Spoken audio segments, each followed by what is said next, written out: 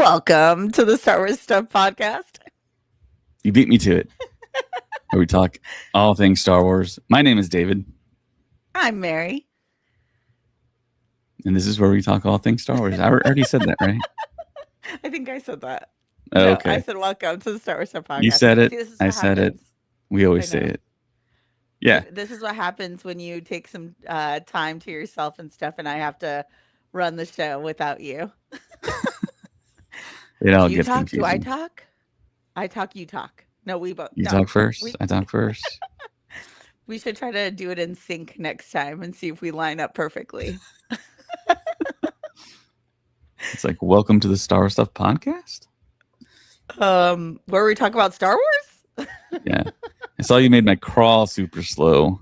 Yes, it was so fast last time. I was like, me and Zach, we're like, we cannot keep up with this. We need to speed it up. Oh, As no. always, we want to thank all of our awesome Patreon supporters out there. Liam McCallion, Kevin Leininger, Deb McCaffrey, Zach Netzel, Maya Morris, Adam Haber, Front Row King, Cam from Indiana, Mariana T. Arnold, Rest Jedi 27, Alex Bundell, Indiana Solo, BC Doomit, and Sean Smith. Thank you so much for your awesome love and support out there. Also, Thanks, Legion Sean. Sabers. Use the code STUFF at checkout for a special discount, $5 off, I believe. There's a 20% sale right now.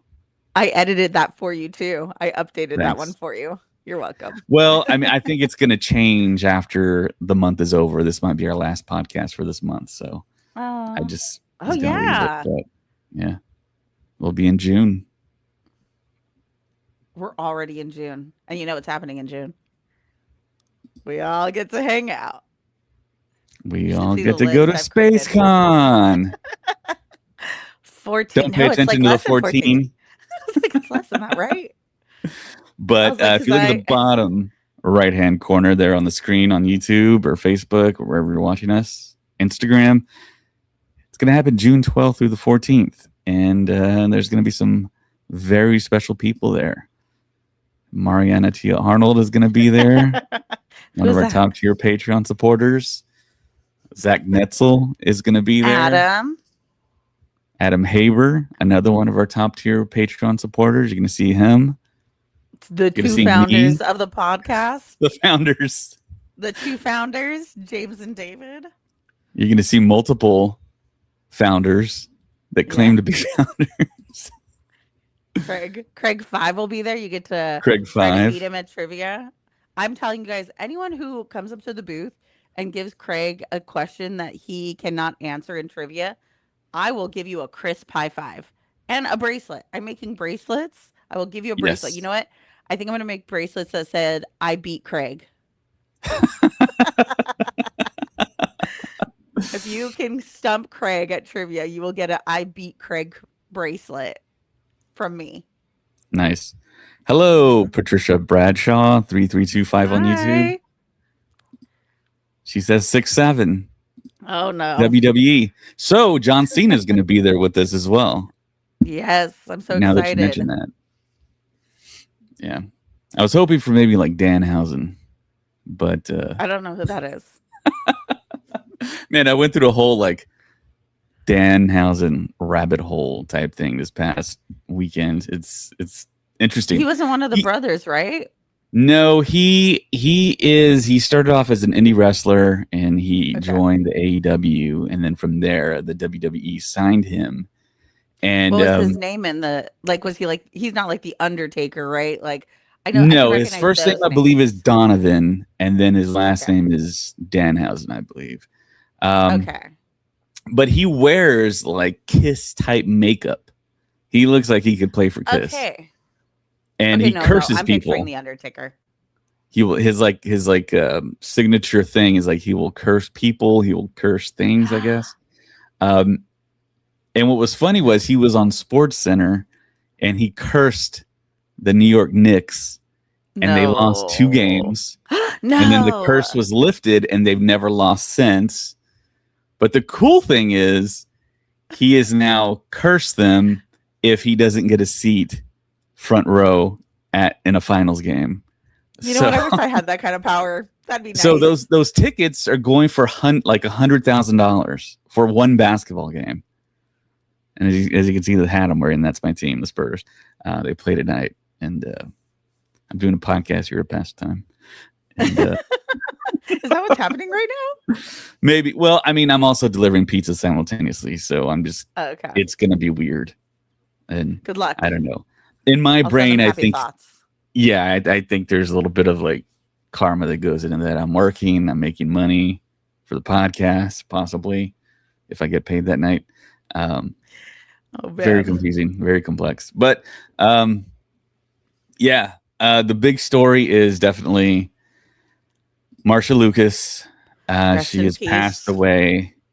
And we've always talked about her on the podcast as being Hmm. one of the most influential people that started that kicked off Star Wars. Yeah. There are a few now documentaries that really go into detail about her vital importance to Star Wars. We've heard all the stories of George Lucas screening Star Wars for his director friends, Spielberg and Brian De Palma, and I believe Francis Ford Coppola was in that theater too. And they all didn't like it except for Spielberg, but it was like a really rough, I think, assembly type cut of the film, no effects. Spielberg said he could see it, but I mean, He's got the eye for it and the brain for it, you know? right. He was probably already filling in the blanks. I mean, he's got such Hmm. a vivid and creative imagination. He could see it. He could Yeah. see the final edit of the film. And he was close friends with George. He still is. But when the movie was edited together or put together, Marcia didn't like it. Marcia Lucas was like, well, there's a few things we could do. Um, and she made the recommendations. And of course, we always talk about faster, more intense. That's the general direction that George Lucas always gave. She actually did that in the edit as well. She came up with the idea of Obi-Wan dying. Spoiler alert. In A Oh New my Hope. gosh. And If anyone listening to this needed that spoiler alert, you're not listening to the right podcast, friend. Oh my goodness. it's a 49-year-old spoiler alert. Um, so I believe she came up with that. She also was instrumental in the final trench run scene Hmm. where you had to build that tension where they showed the graphic of the Death Star moving and intercutting between the trench run and Leia. I mean that was awesome. And of course, Yeah. she won an Academy Award, and there's a very famous picture of her with the two other editors, and I'll bring it up right now. And Marcia Lucas won an Academy Award. George Lucas didn't, which in hindsight, maybe he probably should have. And of course, we all know the story of Annie Hall winning Best Picture, and it probably should have been Star Yeah. Wars. Because of course we There's don't no attend there's no Annie annual Hall. hall celebration. Yeah, we don't attend Annie Hall celebration or look forward to an Annie Hall celebration. I don't think anyone does. But yeah, she was born in 1945, the same year as my mom. I had no idea. But yeah, she's passed away at the age of 80, and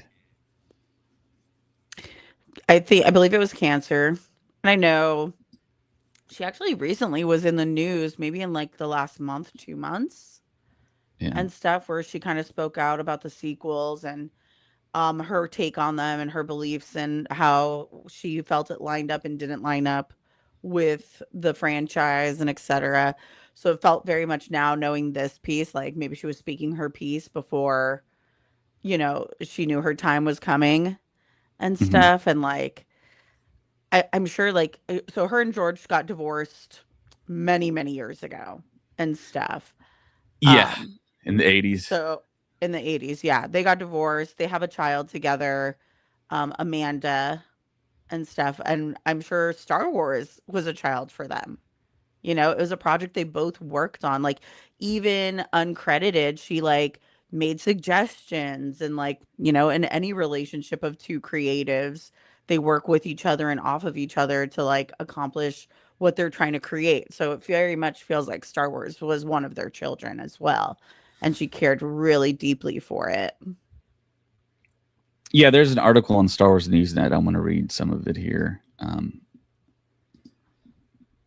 It's entitled Marcia Lucas passes away at 80. Oscar-winning editor, worked on original Star Wars movies. Marcia Lucas, one of the key editors of the original trilogy and the first wife to Star Wars franchise creator George Lucas, has sadly passed away at the age of 80. Variety reports that she died peacefully after a battle with cancer on Wednesday in Rancho Mirage, California. Described as her husband's secret weapon, I'd agree with that. Lucas worked alongside her then husband as an assistant editor for THX 1138 and as a full editor on American Graffiti, Star Wars, and Return of the Jedi, while also working with fellow New Hollywood director Martin Scorsese on Alice Doesn't Live Here Anymore, Taxi Driver, and New York, New York. Her efforts as an editor got her an Academy Award for Best Editing on Star Wars after she was previously nominated for her work on American Graffiti. She is survived by her remaining family, daughters Amanda Lucas and Amy Soper. Her grandchildren, Felix Halikanian, Elena Halikanian, and Knox Soper. And her chosen family, Sarah Dyer and John Taylor, who have issued the following statement. Marcia will be remembered as a brilliant storyteller, a trailblazer for women in film, a loving mother and grandmother, a generous host, and a loyal friend whose humor and sparkle filled every room she entered. Her influence on film is indelible, but those who knew her best will remember the way she made life feel more vivid, more beautiful, more fun, and more full of love. Her work was known for its emotional intelligence, rhythm, and humanity, a rare ability to find the truth of a scene and being heart, momentum, and clarity to the screen. That's so beautiful. Yeah. I could only hope someone says such nice things about me when my time comes. Like, that's how you really affected and touched people's lives, is what they say about you when they know you can't hear it. Yeah. But yeah, it cannot be overstated how important she was to the success and the enjoyment that you get when you watch the original film, because she had a major hand, a major role in it. And she lived an incredible life and was important to the podcast, our podcast, the future of cinema, essentially. She was.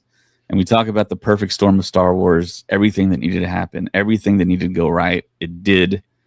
And she was a huge part of that. And I thought of all the shirts that James has where it says directed by Irvin Kershner, directed by Ryan Johnson. There's one out there, I believe. Yeah. Does he have the edited by Marcia Lucas? I have no idea, but he needs it. Yeah. I think somebody's already made that, but yeah, just incredible talent. And somebody actually did something really special just in time. I think it was last year. They actually sat down with Marcia Lucas and did a full-blown interview with her. If you go on YouTube, you can find it. And she goes into her personal life. She goes into Star Wars. And it's really interesting because she was out of the spotlight for decades until she finally did this kind of sit-down interview and talked about her life. But she was just a tremendous talent, and she deserves the recognition for what she did. And hopefully more people give it to her and realize that, she was a huge contributing factor. So thank you, Marcia Lucas. Rest in peace. Yeah. James says he needs to get one. Oh yeah, he's watching this right now. Yeah. I thought he had one already, but I think we just talked about it. And she's gonna live forever in the minds of Star Wars fans. When you go back and do the research, and generations to come will look back and be like, okay, well, wow, she's a big part of it. So yeah. All right. Well, moving on to the box office for The Mandalorian and Grogu. I've seen all kinds of different reports out there in regards to the box office. I I think Go ahead. someone said like it barely made 68, and I was like, well, no, that's not true. Like I think like Saturday, Sunday, it only made 68, but like the whole weekend, like, do you count Monday? Do you count Yeah. Friday and stuff It's like tricky that? because it was Memorial Day weekend and you had the Monday Mm-hmm. that I think the industry was going to factor in anyways. And then you have domestic, you have international. And when you combine it, it's almost to the point where they cover the total amount it took to pay for the movie. Yeah, I'm sure it's But already paid for itself. yeah, yeah. But yeah, there's a story also on Star Wars Newsnet. I will read that as well. That's a pretty cool Uh, picture. I like that one. I would like that poster. I need yeah, to find that. yeah, I do love the fact that they just keep on like dropping like brand Yes. new. It's just like brand new poster after poster. I'm like such a Yeah. nerd about art, especially like all kinds of art, but especially like Star Wars art. So this like scratches like the perfect part in my brain where it's like, yes, I want more of this. I want new posters all the time. I want new art pieces all the time. Yeah, I like to go to bottleneck.com, Bottleneck Gallery, I Okay. believe. Maybe I'm not saying it right. I don't know. But it's different artists around the world that will do a super nice poster, a very Ooh, unique. And I have a few of them for. I have an Ahsoka one actually. It's in my loft here in my house, I need to see and it. they will only sell it for one day, and then it's gone forever. And then you see them come up on eBay for like hundreds of dollars because, Wild. and it's that It's thing where it's like, exclusive. yeah, we went through the whole Reed Pop thing where people get in there and they buy like 20 of them. People do that for this website, and it's almost impossible to get the deluxe print or um, Mm. the variant prints. There's one that they made where it's Luke fighting Vader in Return of the Jedi, and one lightsaber it's like coming at you, and the other lightsaber is going away from you, and Oh, it's like cool. $300 on eBay because it's You so know rare. what? And all these conventions that I've been to, and we've all been to, I always look for these, and nobody sells them because they're that rare. And I don't I want to mean, pay that makes $300 for a sense. poster. That makes sense. So, like, on my art, majority of it is like local artists and stuff that I've met at cons and everything, like, including this like really great Leia and stuff. Always get them signed, everything. Support your local artists. Always support your like all this local artists and stuff because you Yeah, just for never sure, know. for sure. It's an investment, and it helps creativity out there. But you need to text me that website name later. I'm gonna need that. Yeah, I believe it's Bottleneck Gallery. Okay. So it looks like Alexander Wilson out there on YouTube says, "Go read the Deadline articles on the Mando box office. So they tell the accurate truth." All right, I'll go Okay. out there Period. and Thanks, Alex. let me see. There's a lot of Mandalorian and Grogu articles out here on Deadline, and I do trust Deadline. But I don't see anything about the box office listed. Maybe you need a Google search. Well, I'm actually on the site. I'm looking it up right now. I hate it when you see an article and then it just like disappears because they have so many writers on these sites. Yeah. I don't see it, but I'll read the one that I have up for Star Wars Newsnet. It says The Mandalorian and Grogu exceeds expectations with a 98 million 4-day result. But is the film a hit? It says, with its opening weekend behind us, Star Wars Mandalorian Grogu is potentially looking to succeed as a modern May Star Wars release where Solo, a Star Wars story, sadly failed. And oddly enough, that's despite the fact that its 4-day weekend gross is pretty much on par with the 2018 box office bomb. So are we looking at a hit or a relative disappointment?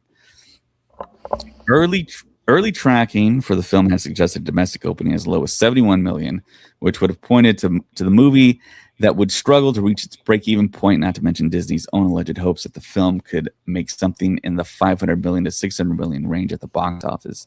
It was more of a I have a bad feeling about this situation rather than this is the way.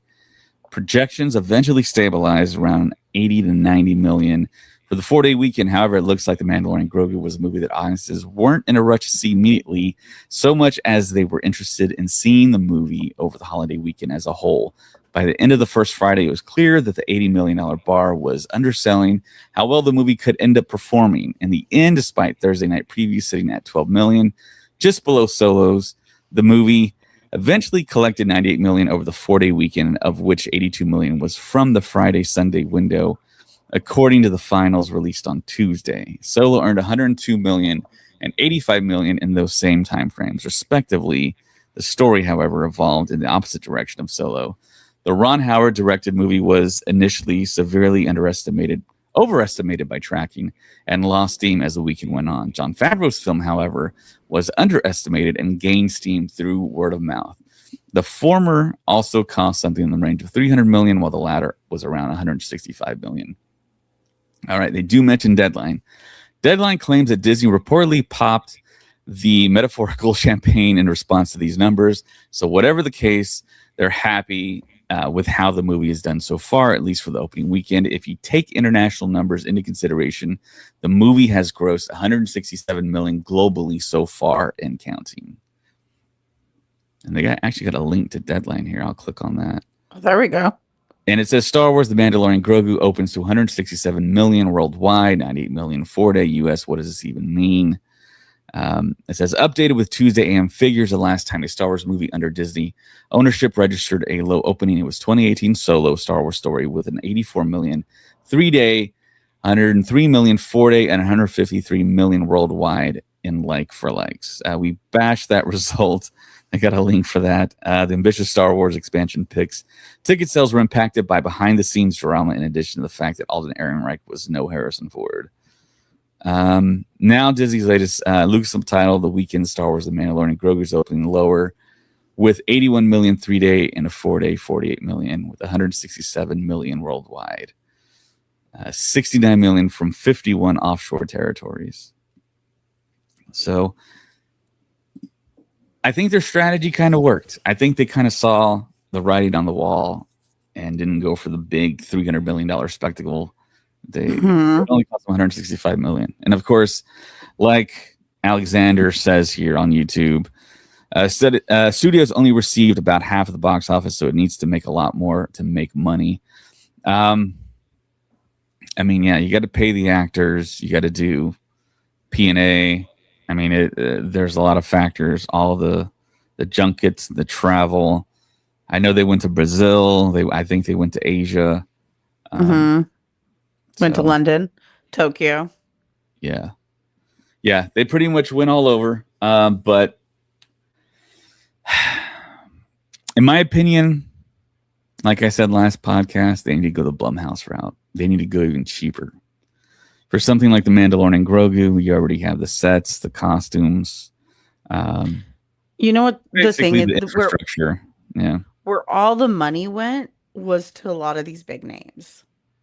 They need to start using no-name actors and stuff, right? That was George Lucas's route and stuff. It made it affordable, all those things. People got introduced into the film industry. But when you pay for someone like Pedro Pascal and Sigourney Weaver and stuff like that, you're going to be paying a lot regardless. You know? It's I mean, I don't know, but a part of me is very much like maybe a fourth of what they spent is just on them. Yeah. Especially if Pedro is showing his face in the movie. Yeah. Starfighter, I don't think will be any different. You got Amy Adams and you got Ryan Gosling. Yeah. I'm sure I'm very curious to see how much that movie is going to end up costing them. And then you got Sean Levy and then Tom Cruise showing up, and it was very public that Tom Cruise showed up. So who knows if he's going to be like, "No, I was just there for fun," or if he's expecting a cut. Yeah. And I don't know if it's even possible for Lucasfilm to drop like a $30 million film. I Oh, don't know if it's even like within the realm of possibility. I don't know as far as like contracts go or what, but make a small movie. Make a yeah. small movie, give it a crawl. Just make Yes. it Star Wars and everyone's going to go see it and you're going to make so much money opening weekend. It's going to be ridiculous. Yeah. Yeah. And the crazy thing is, like, they have so much stuff already. Like, we've Hmm. all seen the videos where a bunch of like media personalities and stuff got to go to the warehouse with all the props.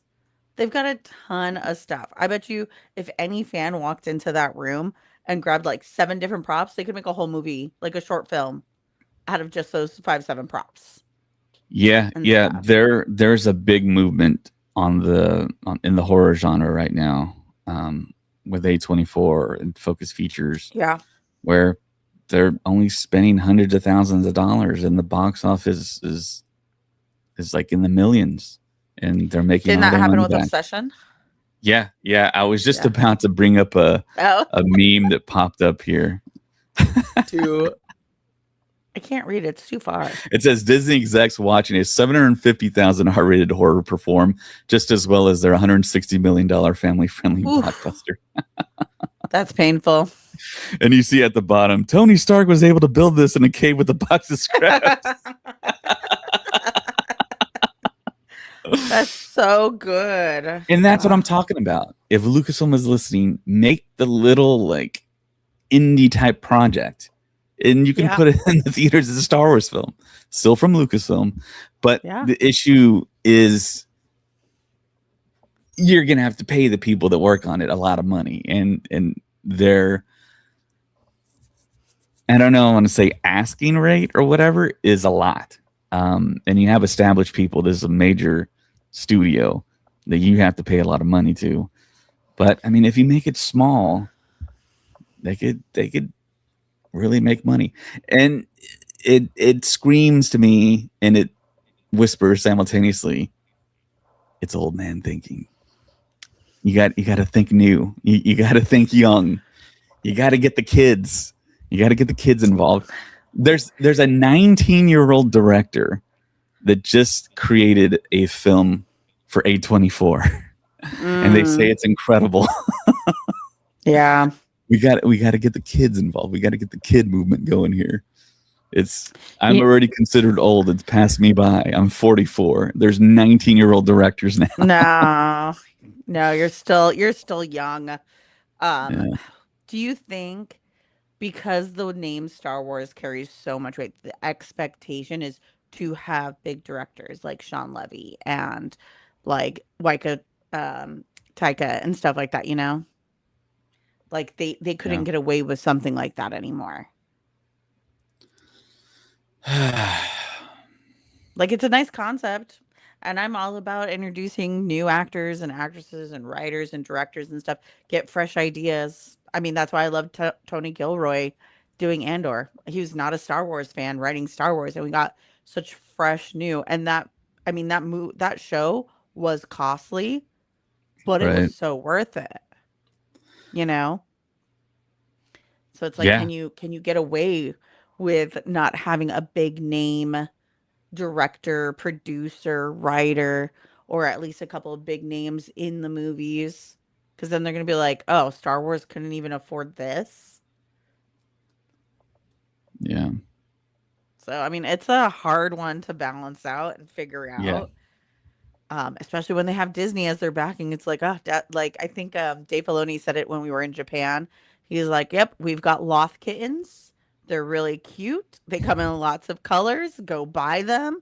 We've got to pay Disney back the money that they gave us to make this kind of thing." So, like, even he wasn't the CEO then or partner CEO or anything, and they feel that pressure too of like, "Yep, they're giving us a lot of money to do stuff, so we got to give them that money back." Hmm. So, Yeah, Alexander Wilson on YouTube says Lucasfilm can't make an indie film. There's probably reasons why they can't do it, but we you got wish. to disrupt that somehow, some way. There's got to be something. There's got to be like a new like Fox Searchlight type of Lucasfilm As I say, arm or something, they got to and create an that's offshoot. there's got to be something of that nature. I know it probably wouldn't work that way, but I mean, there has to be something. I mean, and things are evolving, things are changing. Everyone has a camera in their pocket. There's YouTube, and Disney's not afraid of AI. I know that whole deal fell apart with Sora, but Mm-hmm. they're trying new things, and I just feel like that's kind of the way to go at this point. You need to. Careful. There's That is what? a that's a big topic of conversation. No. I'm saying the way to go is go smaller, even smaller than the Uh, Mandalorian. Gotcha. I thought That's you were I'm saying well. I mean, AI. you have yeah. You definitely need to use AI as a tool. Of course, the deep fake stuff you need to use it as a tool. I mean, there's so many people still alive that want to see Han, Luke, and Leia. That there Yeah, needs I to think be we a know one of way. them. Yeah. There is a way to do it, and they just need to figure that out. And it's tough though. And they did hire the deep fake guy that was doing all the deep fakes back in the day from his garage or basement or whatever. That's right. Um, and yeah, Alexander also mentioned um, that he didn't think the movie was very good at the Mandalorian Grogu. A lot of people thought it was good. Some people didn't. I mean, it's everyone's opinion. Film is subjective.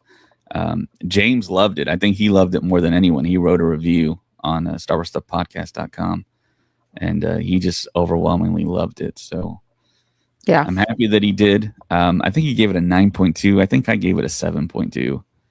Yeah, I gave it a 8.9 or 9 point. Yeah, Yeah, so you're 8.9. right in the middle. Yeah, Mhm. yeah. But yeah, and Yesterday. also the thing promoting the film. If you do like a $20 million film, the promotion costs a lot. But does it Yeah. really have to? I You mean, don't so have to fly him to Asia.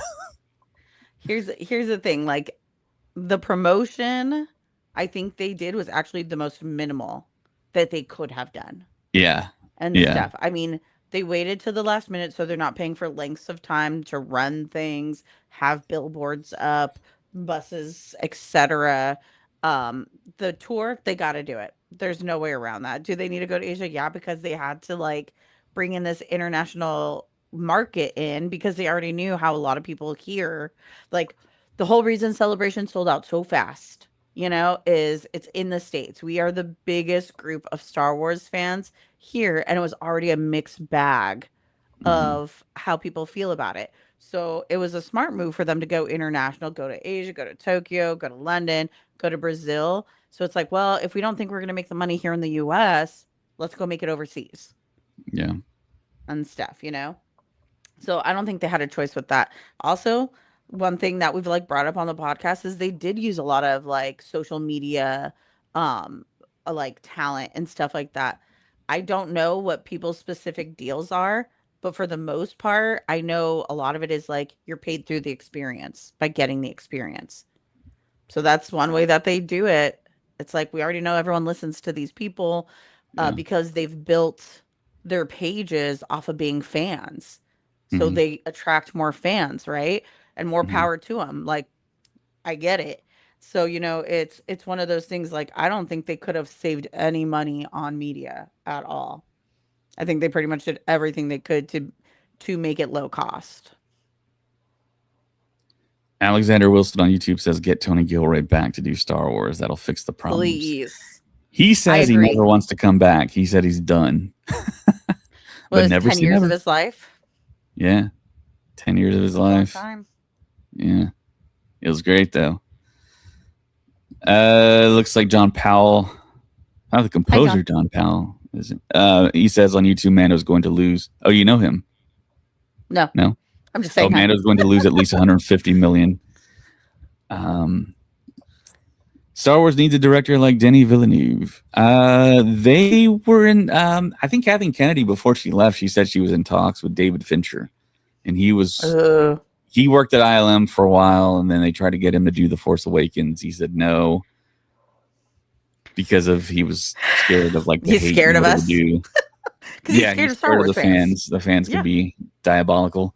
Um, I think Denny is locked up for a while doing something outside of Dune. I think he wants to get away from sci-fi. I think that's what I heard.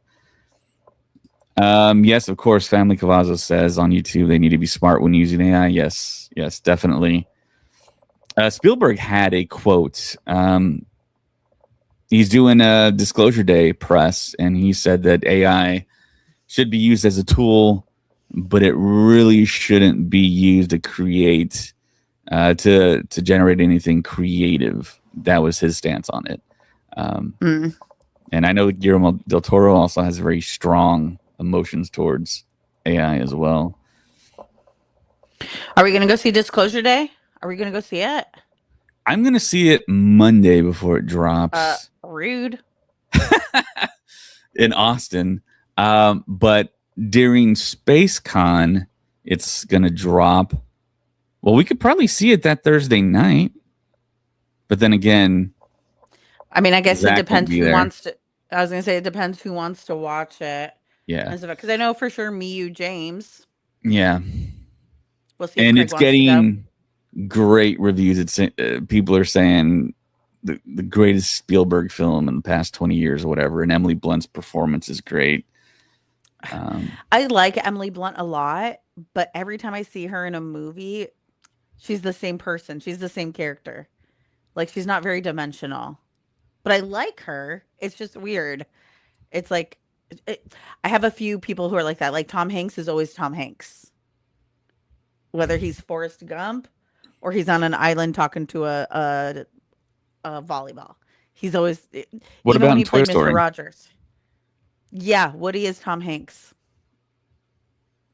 Yeah, he's always Tom Hanks to me. Same thing, Tim Allen. He's always just Tim Allen, like Buzz Yeah, and Tim Allen from like the Home Improvement, same character. And Emily Blunt's it is. And Emily Blunt is the same way for me. You know, when they get just like too famous, like them as a person yeah. kind of thing. Steve Carell, he's another one. Steve Carell's It's always always just Steve weirded me Carell. out that Tom Hanks's brother has the exact sounding voice as him, and he does No. like all the Oh yeah, the like witty stuff. toys and video games. It freaks me out that Tom Hanks has a son that sings reggaeton. What? Yes. You're not talking about Colin Hanks, are you? You're talking about someone else, right? Yeah, his other son. He has like that weird name. I'm gonna Uh, send this to you. It's wild. Alexander Wilson on YouTube says I gave Mando a 2 out of 10. I thought it was horrible. Dang. Dang. John Powell says 165 million was what the California tax credit number was based on. That didn't include the majority of the actual budget. Okay. Yeah. I know that tax Alexander, credit helped out the pit a lot. But I mean the pit is one of those shows they really only have one set. You yeah, know? They have a ton of people. What the pit spends money on is how many people are on set every day that they're yeah. filming. Alexander Wilson on YouTube says Tom Hanks will always be Forrest Gump. Chet. His kid Chet. That's what I was Chet gonna say, Hanks. but I was like, am I Yeah. like Not crossing like Colin. weird science or something? No, Chet. I don't know. He plays music like a reggaeton music, like he Yeah, he's like sings. tatted all over. He's got like Yeah. dreadlocks, or yeah, I've seen him before. All right, so Middle the kid next topic, problems. the next topic we have is Mhm. a place not too far away from Mary. I'm so excited. It is the Lucas Museum of Narrative Art. They Yes. just dropped an article in Vogue magazine, and Mary's going to read the entire article for you right now. Heck no. Heck no. That article is so long. Okay, Me so and David let's had a go over nice some of big these debate about pictures. this. Yeah, the museum looks awesome. It It reminds does. me I'm of like a so basketball excited. shoe. I Some people say honestly think spaceship. I need to drive by and see what it looks like from like the street. Maybe grab a couple of pictures for our Patreon. Yeah, But man, that's it's okay. So pretty if you much guys done. see, If you guys look, if you're looking at this picture on YouTube right now, right in the middle, all the way in the back where that mountain is, landscape, that's where I live. Nice. You could see my house. Not really, but that's where I live. Right where those two mountains kind of peak Yeah. together. Yeah. The picture that everyone's like freaking out about is this one right here.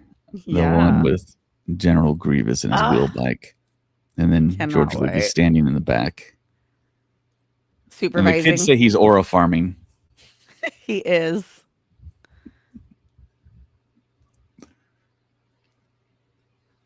Yeah. It's going to open September 22nd of this year, correct? Yep. No, yeah. 9/22. Yeah. And I We believe will it's be got a there couple of potentially. theaters. It's got 2 theaters, it's got 2 restaurants. So I'm very curious what they're gonna show there. I think there'll probably be like an intro talking about the museum. Melody and George will probably do some interviews and they'll play those interviews in at least one of those theaters and Hmm. stuff like on a loop for people. I'd be very curious if they're gonna show certain films because it is narrative art and it's all about storytelling, right? Hmm. So I'd be curious if they're gonna do films. I know, so I'm one of the I signed up to be a founding member. So I know like some of the information that I've gotten already is that there will be specialty events all year Hmm. round and stuff. And some of those events will be art pieces, film pieces, etc. So I'm sure at least one of those theaters, if not both, will be set up for special events things as well. Ah, it's so cool. I know one part of the article that I really loved was one of George's quotes. Let me see if I can find it really quick. I should have just like copied and pasted into a note. Uh-uh-uh. Family Cavazos on YouTube says, I really looking forward to the founders packet from the Lucas Museum coming this summer. Ooh, what level did you sign up for? Oh, here it is. And the library, according to the article, is open to everyone. You don't have to be Yes. a member of anything. So No. I think And that's I really think cool. yeah, I think one of the big things too was like for schools and certain like field trips and things like that, it's completely free. Wow. I really wasn't sure about the museum until I attended the panel at San Diego Comic Con, and I was in the press pit. Yes. I got to see George Lucas with my own eyes, up close and personal. Walk the stage, and just the way he spoke about it, and there's always been that feeling of, okay, well, there's the like Norman Rockwell stuff, which George Lucas is a huge collector, one of the biggest collectors I think in the world of Norman Rockwell art. That's going to be on display.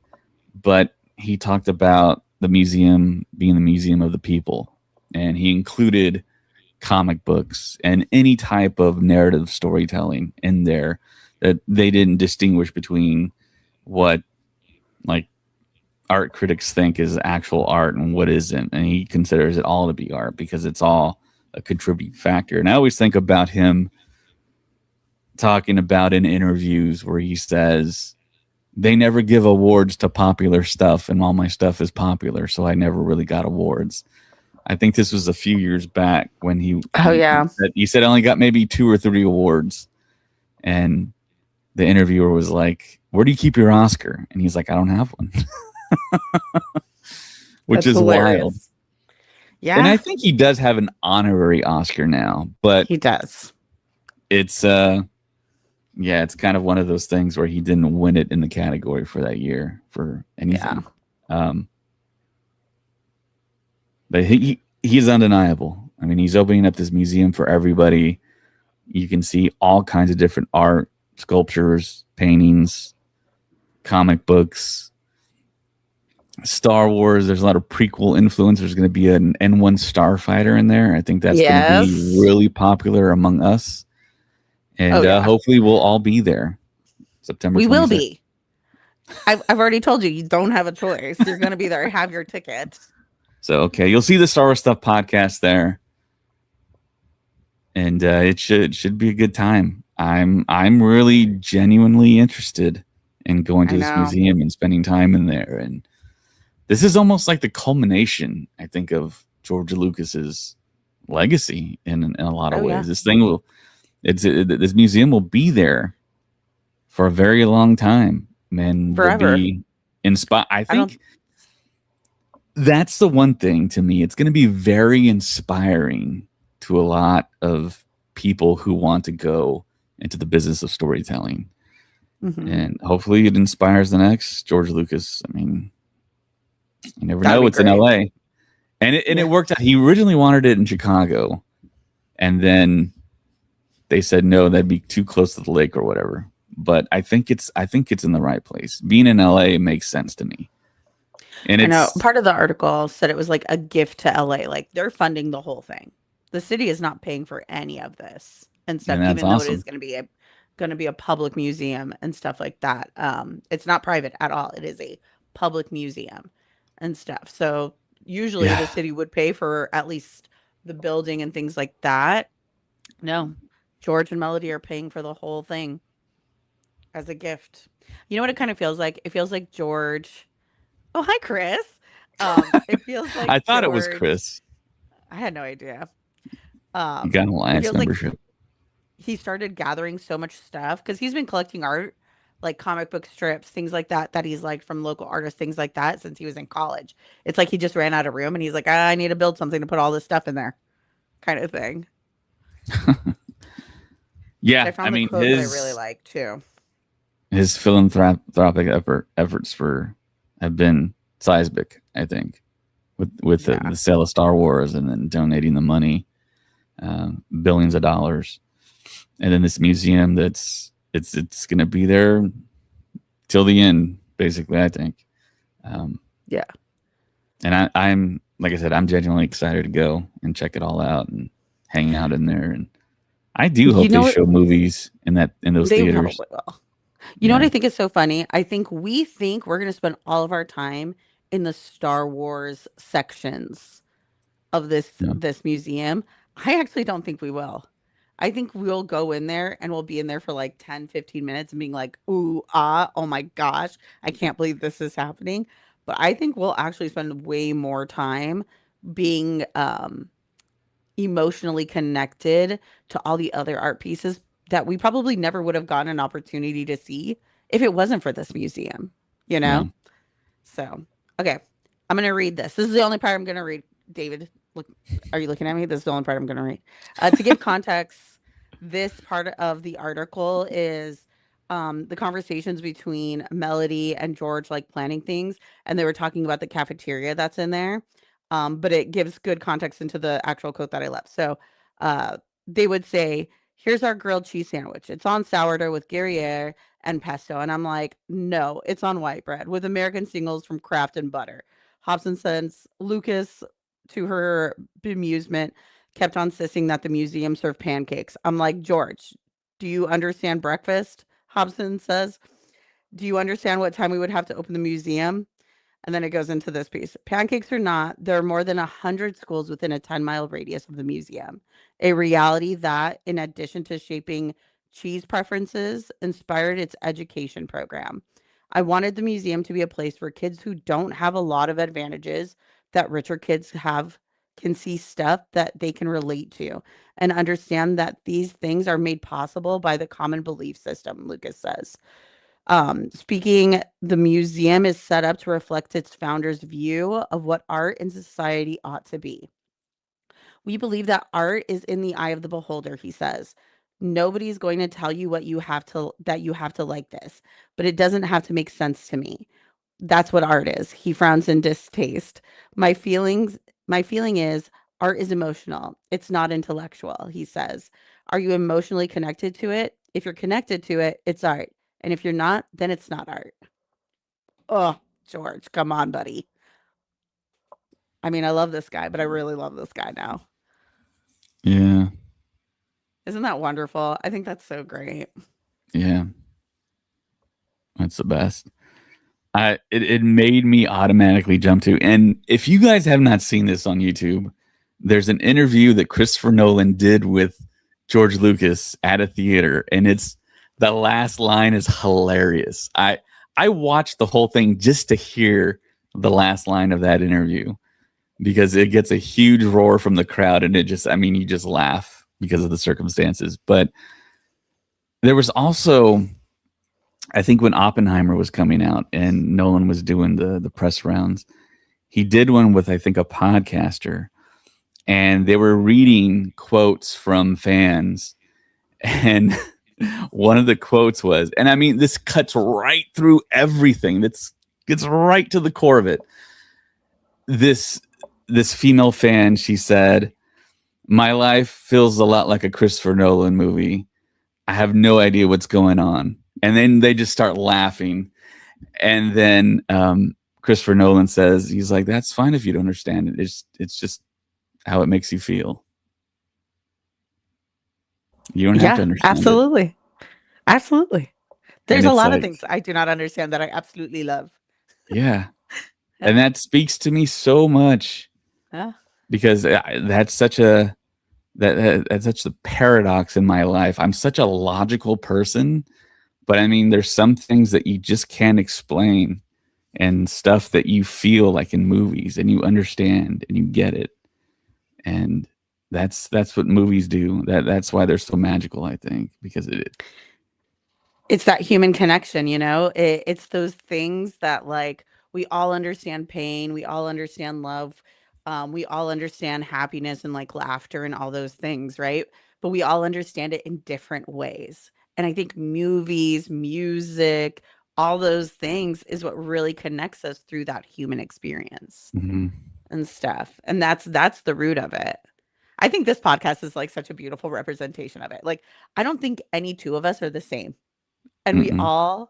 we're all friends, and we all care for each other and stuff, you know? So, it's that human connection.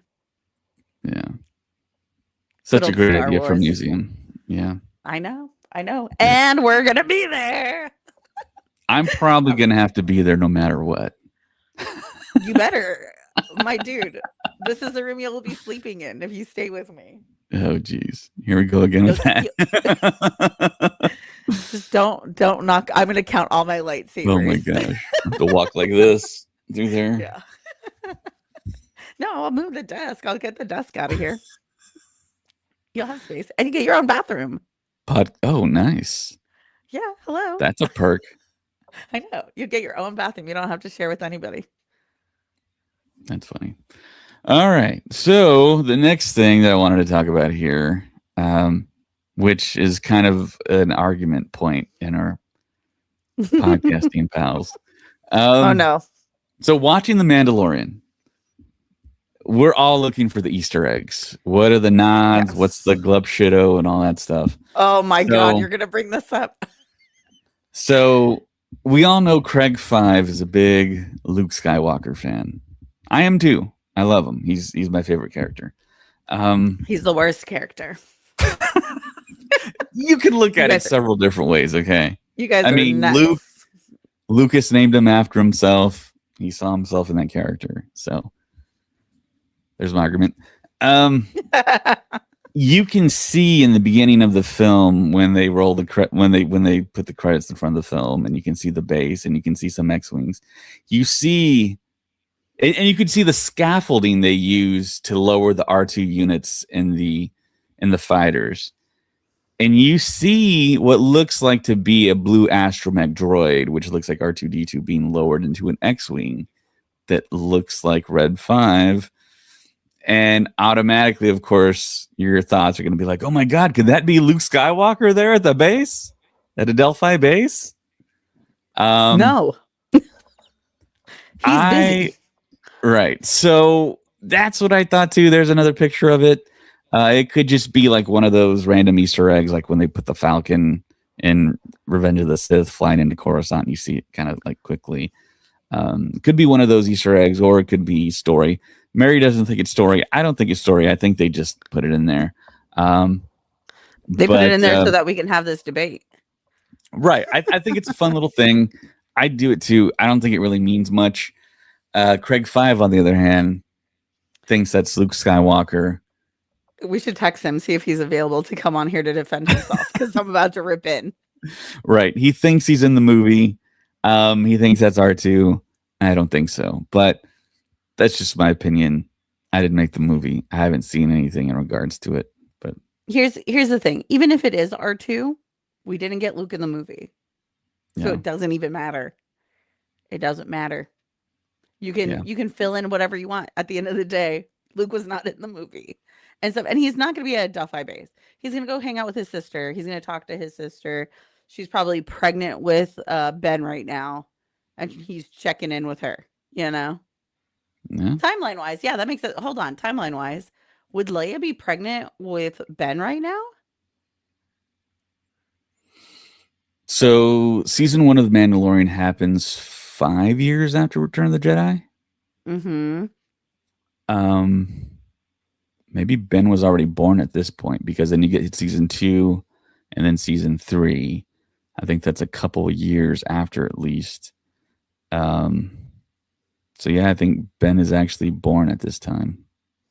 So then Luke definitely wouldn't be at a Delphi base. He'd be with Leia, checking if Ben was force sensitive because he's building a whole Jedi temple right now, and so or has a Jedi Right. He temple was and needs to building the figure out. temple in the Book of Boba Fett. Yeah, So it's probably pretty much complete. And his now he's sister, his maybe twin sister, scouting. just had a baby. Yeah. That's an easy one to be like, is this kid force sensitive? We should start his training early on. I've even proven my point further. Beat that, Craig. Come at me. Craig can defend himself. He can later in the group chat. Yeah. Yeah. All right. So the few other things I think we want to talk about is this right here. Woo! So Mary and James will be at Anaheim Fan Expo. We released an Instagram post about it. There's going to be a ton of Star Wars people going to this. We have an image right here. I mean, you can see Mark Hamill, Giancarlo Esposito, Lateef Crowder, Brendan Wayne, Ashley Eckstein, Sam Witwer, Vanessa Marshall, Matt Lanter, Ahmed Best. Ahmed Best. Yeah. I mean, there's I'm going gonna to be a lot. get his autograph Taylor on my Gray, poster. David Collins. So yeah, there's gonna be a lot of people there. Mary and James will be there. I don't think I'll be there. It happens at the end of June, correct? June 26th. June 26th. And there was also a report, it's not that one, that tickets are selling out fast. Yes. Here it is. So yeah, June 26th to the 28th at the Anaheim Convention Center, which is a great convention center. I've made a lot of memories there. It's a nice setup. They have a nice arena. Very if you familiar. saw any of our WonderCon stuff, same convention hall as what WonderCon not too long ago. Yeah, I think this convention center is my favorite all-time convention center. It's I mean, you have the Hilton, and I think you have the Marriott right next door connected to it. There's a nice big parking garage. It's in Anaheim. 17 hotels all around you and all different price points. It is a good one. Yeah, it's a good one. Yeah. I've been to 2 celebrations there. And you've been to WonderCon there. Yeah. Yeah, I've also done like day job conventions there as well. Yeah. If you don't and know, also the Hobbits will be there. All the Lord of the Rings. Elijah Wood is a Star Wars family. Dominic Monaghan is Star Wars family. You can check them out too. Also, hopefully we'll be able to get some interviews in with people too. That would be fantastic, and we will post them on Patreon first, at least. Also, there was also another announcement for Rebel Scum Con happening at the in the middle of August here. These are the last 4 announcements. Yeah, Scott White, Charlie Bushnell, AJ Locascio, and Dennis Haysbert. So these are all Maul Shadow Lord voice actors. And I think Charlie Bushnell is also in Percy Jackson. He has that fan base. He plays the antagonist in it. Oh, okay. Dennis Haysbert, of course. Everyone knows him from the Allstate commercials, but he was also Master Loki Doki Daki Dio. Uncle Docky. Let's just start with Uncle Docky. Daki, yeah. Loki Daki Dio. Um, Oh my lord. and yeah, you got the actor that did the voice of Maroc Mm-hmm. and Dryden Voss too. I always thought that they got Paul Bettany to come back, but I guess they didn't. I don't think Paul Bettany wants to do stuff like this. He Yeah. was at the Saturn Awards when we were there, and he very quickly walked the red carpet. He did the photos and he ran. Chris on YouTube says, I want Dennis to say, are you in good hands? State Farm, right? That's Allstate. This is Allstate. Oh, don't tell my cousin that. I think my cousin has an Allstate office. Oh, wow. Jeez, and I couldn't even know that. That's bad. Yeah. Insurance. Dude, Rebel ScumCon, their lineup is they're doing a really good job with their lineup. It's very exciting. Yeah. They have Bryce Dallas Howard, John Boyega, Yes. Lateef Crowder, Brendan Wayne. They're gonna have all the animated voice actors there too. I believe Ashley, Matt, and John. Denise Goff. Oh yeah. From Andor. Kyle Solar from Andor. They got a pretty stacked lineup, and we will be there as well. In Frisco, Texas. I'm trying to figure out where I'm supposed to fly into. Love Field. DFW or Love Field. Either one. Okay. And also SpaceCon. I'm getting so many points. I'm getting so many points. Nice. I'm getting no points. But yeah, we also want to talk about SpaceCon. SpaceCon is right around the corner, June 12th. We mentioned it at the top of the podcast. But yes, we will be there too. We will have a booth. We'll be there with the Countdown City guys. And of course, Hayden Christensen will be there. Ian McDermott, Jimmy Smits, Daniel Logan, Giancarlo Esposito, Shin Hati herself, Ivana Sakno, John Cena, young Emperor Palpatine, Tom Hiddleston will be there. So excited. Yeah. Tom Hiddleston. And if you love Star Trek, if you love Star Trek, there's a lot of Star Trek actors that'll be there too. If you love Smallville, Tom Wallings is going to be there. If you love Daniel Logan is going to be there. If you love the X-Files, Mulder and Scully, David Duchovny, Gillian Anderson.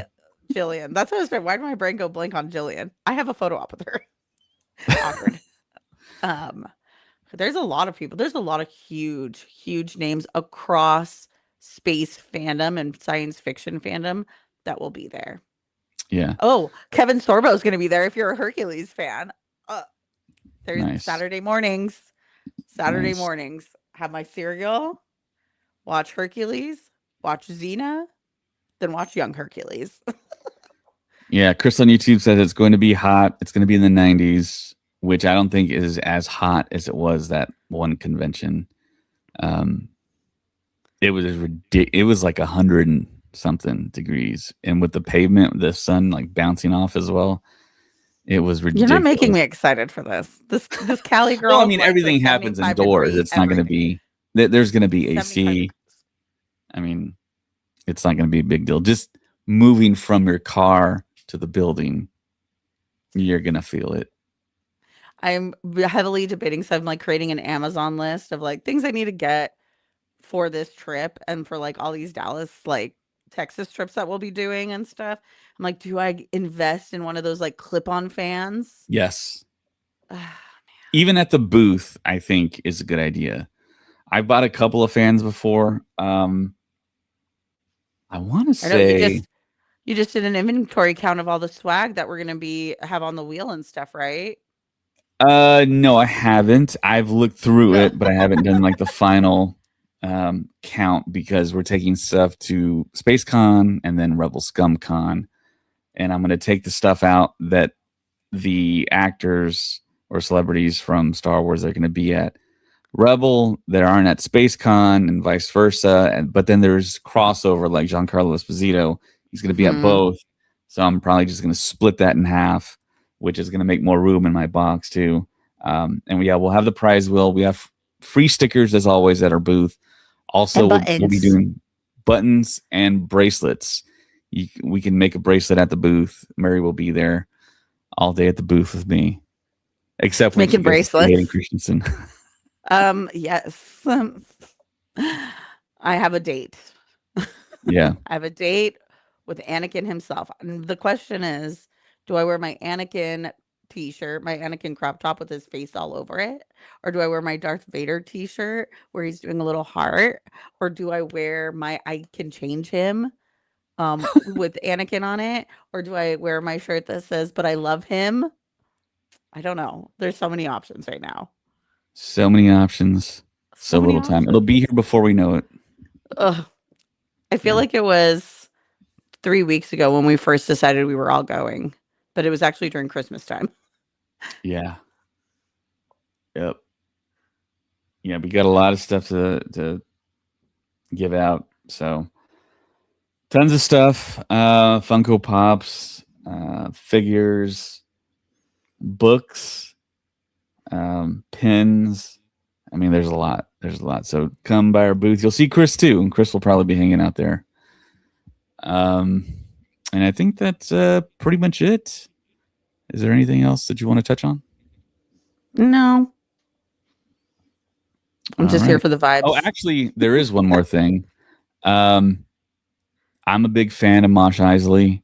I go to it every time I'm in a Oh, yeah. city where they're having it, and they just started the sale for tickets, and the next one will be in San Diego during San Diego Comic Con, July 24th at the Music Box. I've been there I love that twice. he's on a skateboard. Yeah, and yeah, the tickets are actually on sale now. And the bundles for the merch. The merch is pretty cool. I got a couple of T-shirts. I got some stickers. They Nice. sell mini lightsabers. Merch bundles go on sale on Monday. I'm probably gonna buy one because Okay. I'm such a big fan of that. And Ted and we always go during Comic Con, and it's always a good time. It's always a great I vibe there. I think so I won't be at San Diego Comic Con, but I think I live close enough where Austin and I will probably join you guys for Mosh Isley. Yeah, that'd be awesome. Mosh Isley and dinner. It's a lot of fun. Somehow, some way, we always make it towards the front. That's the only place I like to be for shows and Okay. concerts. I like to be on, like my hand be able to touch the stage. Okay. Yeah. Yeah, it's a lot of Uh, fun. It's a lot of fun. They play a lot of stuff that's really cool. Oh, okay. Chris will be there too. Oh my gosh. So it's gonna be me, it's gonna be a you, party. Chris, Ted. Oh my gosh. Austin. Maybe I can convince James Austin, to drive down with us. James. I'll Yeah, we try to could convince James. we could form like our own like group A and like little group. move as like one like unit and go wherever we want. But yeah, Elbows I was up. thinking about We just doing gotta like be elbows up. I was thinking about doing like a mosh cosplay. I know a lot of people do that. Um, Fun. I was thinking about taking my white Boba Fett helmet and putting on some like LED spikes or something like that because Oh, it's supposed to be like emo and that type of vibe. And I have some Vans patches. Warp Tour vibes. Yeah, So I have some here's patches. my dilemma. Yeah. Vans Warp Tour is happening the same weekend. Ooh. Correct, Who are in you Long interested to see Beach. there? Everybody. Oh. Okay, so That's my who? problem. 3 Days Grace, Atari, TX2 is gonna be there. I think they're gonna get Avril there this year. My big thing is like Aquabats. There's always like a good mix. I think Rancid is gonna be there again. There's always a good mix of like really established bands and a lot of like new ones. And I discovered so many new bands that I loved last year at Warp Tour. Like Selfish Sons, you know, so part of me is like, do I go to Warp Tour in the afternoon in Long Beach and then head down to Mos Eisley and How then far is come that back to drive? Long Beach? Maybe an hour and 40, maybe Oh, 2 that's not hours. bad. That's not bad at all. No. Long Beach is okay, this is what I'm talking about, people. I'm telling you guys about Celebration. My house to LA is 30 something miles. It's 2 hours. My house to San Diego is about 88 miles, maybe 98 miles. It's 2 hours, but it's going out of the city, so it's so much faster. Wow. Yeah. Yeah, and usually Lucasfilm employees show up to Mosh Isley too. I'll just say Ooh. that. We get some So, names to connect with on LinkedIn. well, I That's the route. mean, the person that usually shows up never wants to talk to anyone, Oh, and rude. doesn't look like he wants to talk to anyone. We've spoken to him So I feel before, and it's an old podcasting story, but um, intrigued. yeah, I don't know. It might be that thing where like you work and do Star Wars all day, all night. Do you really want to go to a party and still keep on talking about it? I don't But know. you're going to a Star Wars party. You're Yeah. going to a Star Wars party. What I did don't you know. think was gonna happen? If he was, like, It going to a restaurant that had nothing to do with anything Star Wars, if he went to Cheesecake Factory and someone approached him about Star Wars, then I get it. Alright, bro, I get it. But when you go to Mosh Isley, no, guess what's gonna happen? People are gonna try to talk to you about Star Wars. yeah. I don't know. Maybe it's just like his approachability. He doesn't look like he's approachable. He just has Well, like that face. you I don't know know. what? It's okay to have boundaries. I understand boundaries. If you want boundaries, I get it, dude. Yeah. And so yeah, some of your favorite influencers and podcasters will be there too. So AKA David Lozano. well, I mean He's there's my other he's people my too. favorite podcaster. Yeah. David I Lozano is was it. shocked. One of my old favorite podcasters, he showed up. And I was like, "Oh, that's cool. This is getting bigger." So, yeah, buy your tickets as soon as you can. I think a general admission ticket was like $72. That's not So, bad for a fun yeah. night. Is there Yeah. drinks? Are there drinks? It's a bar? Yeah, I mean there's two, I think there's two bars. There's one Okay, downstairs, one period. upstairs. And yeah, I think there's three levels to it. Oh, And there's a VIP thing as well if you want to do nice. VIP. If you guys I see never me do there, VIP because I just started going to it, but and it's like I know people in there, but it's not like I'm not super close with them.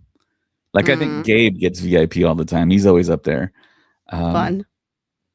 and I think the president of Roosevelt's is also there as well. The new one? The new Yeah, president? yeah, Oh, okay. yeah. I think his name I is guess it's not new Justin anymore. It's been Santo. like a year. It's been like a Yeah, year now, right? yeah. Wild. Since Japan. Yeah. I can't believe that was a year ago. Over a year ago. I'm telling you, time flies. Yeah, and I think that is finally it. And yeah, we got a lot of events coming up, and stay tuned. We're gonna try and get more content out there for you. I just uploaded some of the pictures from the behind the scenes theater trips that we did for El Capitan and Hollywood, the Walk of Fame, the Man's Chinese or TCL Chinese Theater, um, and also my trips as well. And then the Nice. video of Mary with Grogu at El Capitan is on there as well. So yeah, That was check that so out. good. Can you tell I was excited? Can you tell? Yeah, yeah, I could tell. And then, please tell me you at least edited out the end piece where I look at my husband and go, I didn't, "You're so pretty touching it." but you have to be a top tier Patreon member to see it. So Oh, thank God. Adam, enjoy. yeah, all right. So thank you to everyone on Instagram that decided to join. Some people commented. Uh, J.M. Ruiz said, Marcia Lucas, she rest in peace. And I think that's the only comment from Instagram there. So yeah, find us at Instagram at Star Wars Stuff Pod, Twitter at or X at Stuff Pod, Blue Sky. Search up Star Wars Stuff Podcast, Threads, Star Wars Stuff Pod. Support us on Patreon. We got new content every now and then. I'm going to try and put up a lot more. We might have a few things coming out during SpaceCon. Also, we have an email, starwarstuffpodcast@gmail.com. We have a Facebook page and group. We'll post in there occasionally. Thank you for everyone that contributes there. Also, if you could give us a nice review, 5 stars on Apple Podcasts, Spotify, that'd be great. We do have a website that is finally kind of up and running here. James has typed out a bunch of fantastic articles. The latest one is on The Mandalorian and Grogu. StarStuffPodcast.com. Check it out. And that is it. For Mary, my name is David, and may the Force be with you. Always. This is the way. Aren't you a little short to be a stormtrooper? No. I plan to tell them I was kidnapped. Don't want to wanga.